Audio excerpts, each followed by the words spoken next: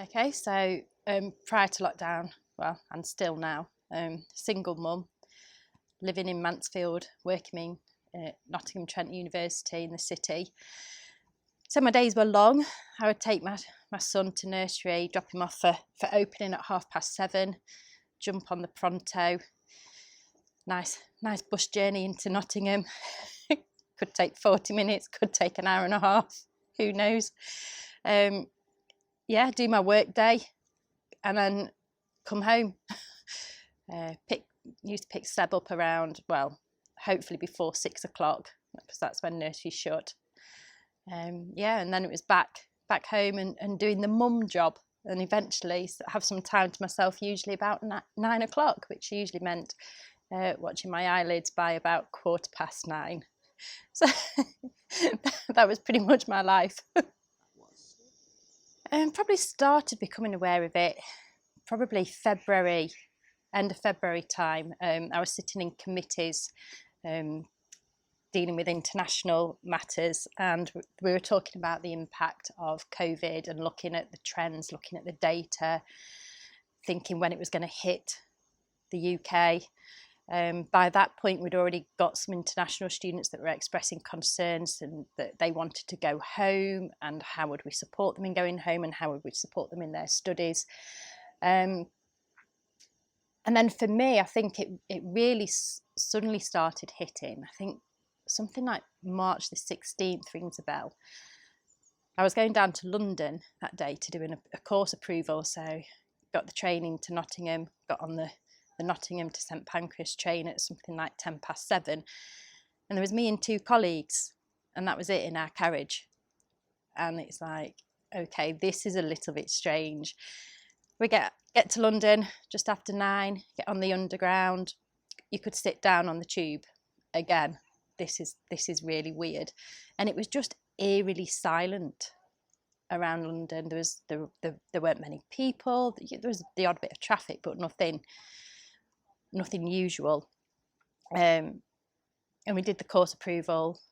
We were coming home, well, back up to Nottingham, and it was then that discussions were starting. We sort of looked at work emails, and it was looking like, okay, looks like the university may be looking to make a move to shut. And then the news came on the Tuesday that people were being instructed to work from home for the rest of that week while they evaluated. And then, by the Friday, the university had closed. So I feel like I've not actually been in my office since very early March, and it's very strange. I'm starting to think, what is actually festering in my locker? What have I left in there that is going to need fumigating when we get back, if we get back? So very early on, me and my parents were discussing it, and they said, how do you feel about moving in with us, and we'll form a household bubble? And as much as that would have been nice, I think it would have also driven me bonkers. But I was also very aware of my own mental well-being, and the thought of not having any adult company for a long period of time was scary. So myself and my parents, we decided that we would form a bubble, but we would form it in 2 separate households. So at that time, none of us were really going out to the shops or the supermarkets. The only person that was really leaving our bubble was Seb to go to nursery, but then they shut after 2 weeks. And I think without that, I wouldn't have been able to cope. That's been really important, having that support from yes, your parents. Yeah, and it was at the time. As I look back, and I think, we sort of were breaking the rules, and people would look and go, where is she going? Or a car's been missing for a long period of time. So if I was going up to my parents for some company, I used to leave the car at home and I'd walk, and it was okay. It was 30 minutes, and at that time it wasn't really raining. So, we were fortunate that we could get out and get the fresh air. But I just became aware of people on my mum and dad's street, sort of, that's not really allowed, but you have to do what you had to do in those circumstances. And touch wood, we've all been fine. I mean, since the pandemic started, my mum got tested for COVID, but that was because she was going in for a knee replacement operation. I've taken part in the research and have also tested negative. So, you know, we've been lucky in that respect. I mean, I know of people who have, you know, recently been bereaved just prior to lockdown. And my heart went out to those.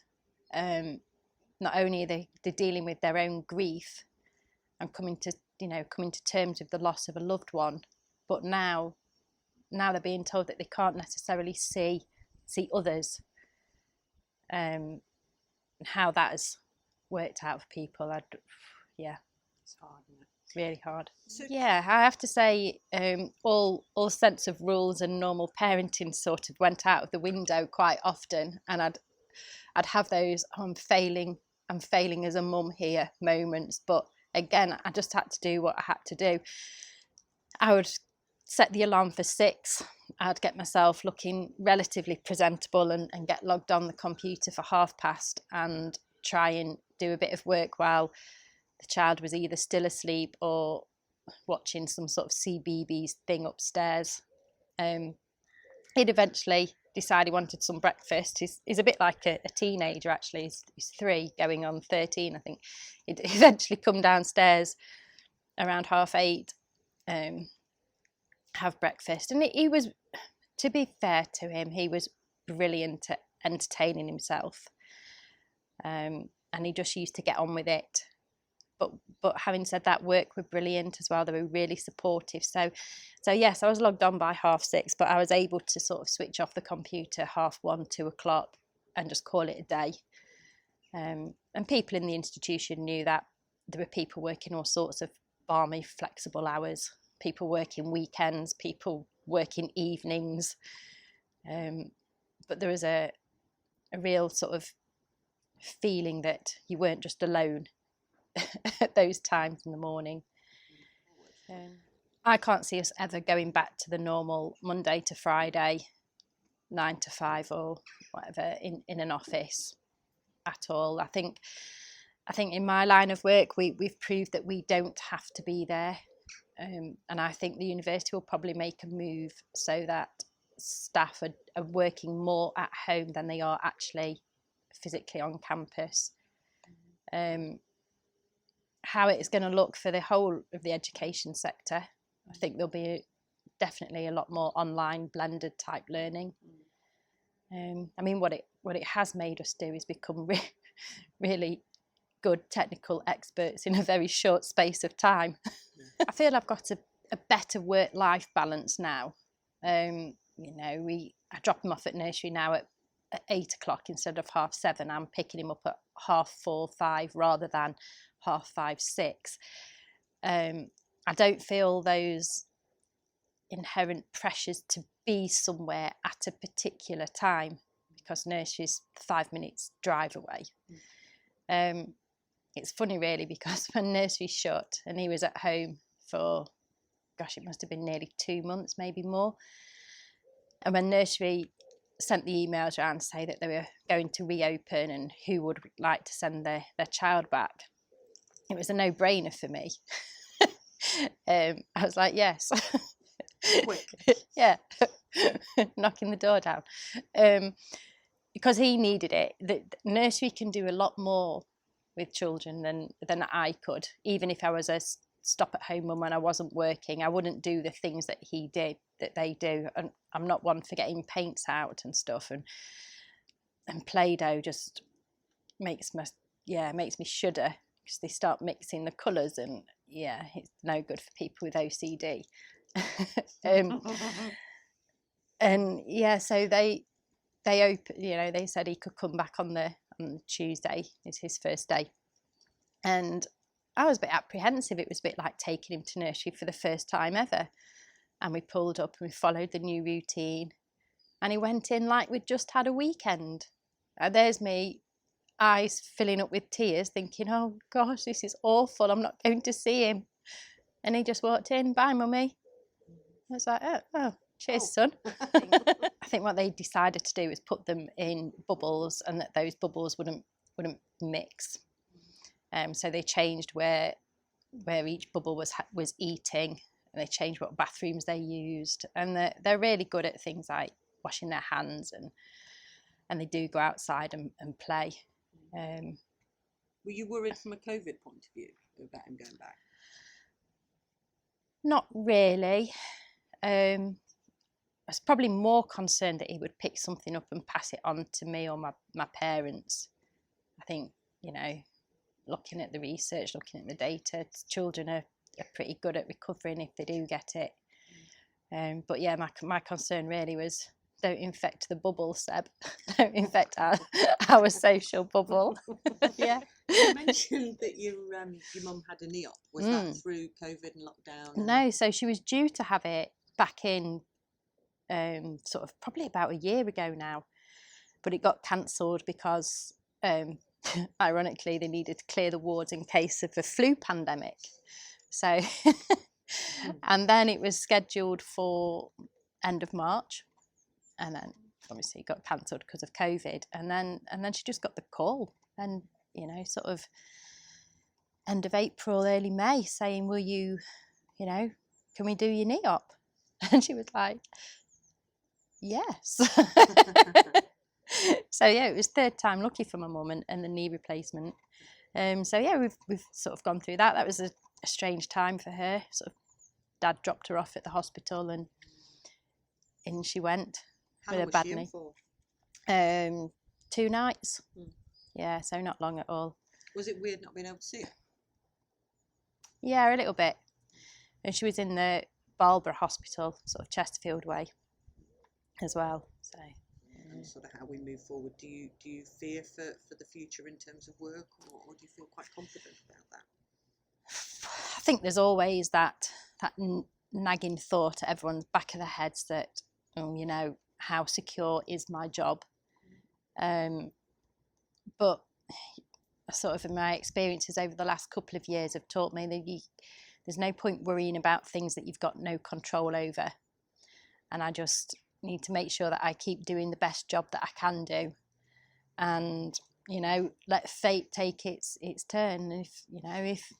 If the university has to decide it needs to make savings, and they decide that the staffing resource is where it's going to be, then we'll cross that bridge when we come to it. But I think from what I've seen I think some of our university executive team have been on some of the national news channels in the last few days. They're saying they're in a relatively comfortable position. Yeah, they know they're going to take a financial hit, but they're prepared for that, and they've already put measures in there. So I do feel relatively safe. And it looks like student numbers are going to be okay. Because I did feel for those new first years, because university life is about sort of moving out of home, moving into halls, making those new friendships, exploring a new city. And I did think, maybe the first years might be reluctant to come, but it doesn't seem to be that way. They all seem up for it. So I think for me, I was doing some sort of reflection on sort of going back, taking myself back in time to March. And I think at the very start of lockdown, there was almost a sense of this is like a bit of a holiday. I'd look back and I think at 5 o'clock, I'd be like, yeah, treat myself to a small glass of wine or something while I prepare my tea, and then as time went on, you thought, actually, this isn't a holiday. This is life now. And I've sort of been talking to friends recently, and who are all also working at home, and we feel a bit like it's Groundhog Day.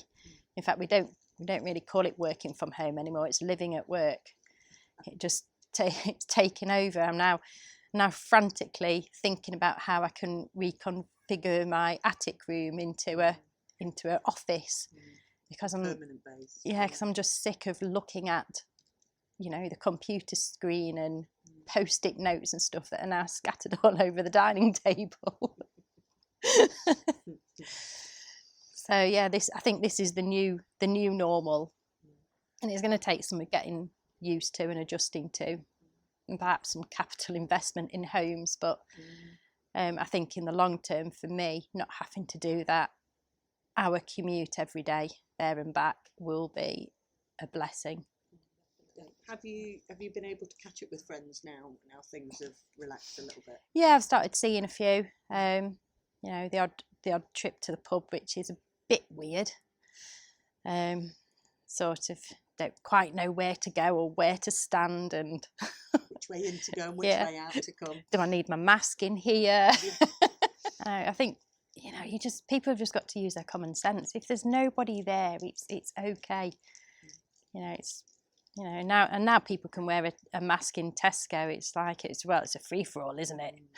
No one cares about social distancing. I've got my mask on now. Yeah, but no, so I have started seeing friends, and a bit more of the extended family as well, which has been really nice. Feels weird, doesn't it?